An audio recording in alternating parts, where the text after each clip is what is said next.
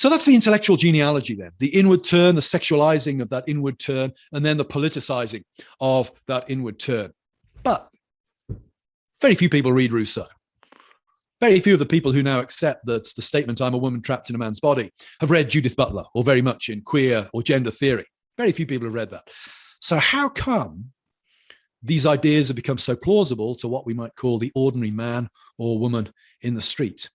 Well, in order to understand that, I think we have to cast our net more broadly. And we have to understand that most of us think the way we do about most things, not because we've read books or been persuaded by arguments, but because our intuitions have been shaped or tuned in a certain way by the very environment in which we live. We, if you like, have subconsciously imbibed ways of imagining the world to be. One of the biggest factors in this is technology. Technology, I think, more than anything else, has shaped the way we think the world is, mediates the world to us, if you like. Think about how technology has transformed space, geography. I'm an immigrant. My accent gives it away that I wasn't born in New Jersey. I wasn't born and brought up in Camden. I grew up in the United Kingdom. I emigrated some 20 years ago. Were I tonight to decide that I wanted to go and see my mother, I could be with her on Saturday morning. I could buy a ticket. Obviously, I'd probably have to have a COVID test today. There'd be a little bit of extra time added for that. Then I'd catch a plane tomorrow night and I'd be with my mother on Saturday morning, her time, less than 48 hours.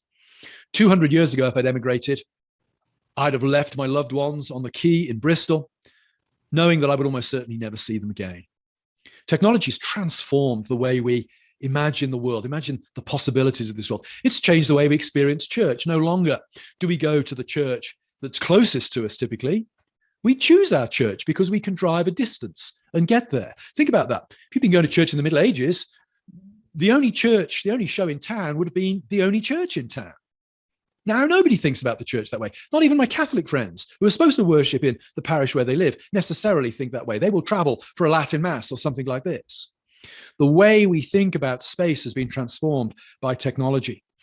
We might also say that the way we've been taught to think about our relationship to nature and the world has been shaped by technology.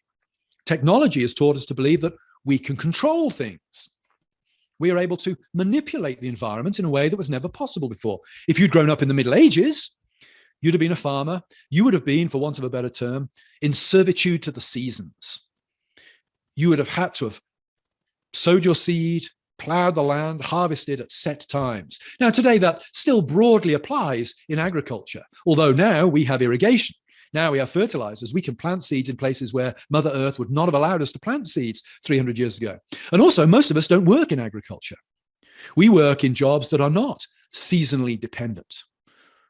Technology has shifted our thinking such that we've come to think that we're really in control. And this is one reason, I think, when something like COVID bursts through, where we don't have immediate control, we have no way of handling it. We go into a complete overdrive panic and scramble to regain control. So technology has shaped the way we think about control.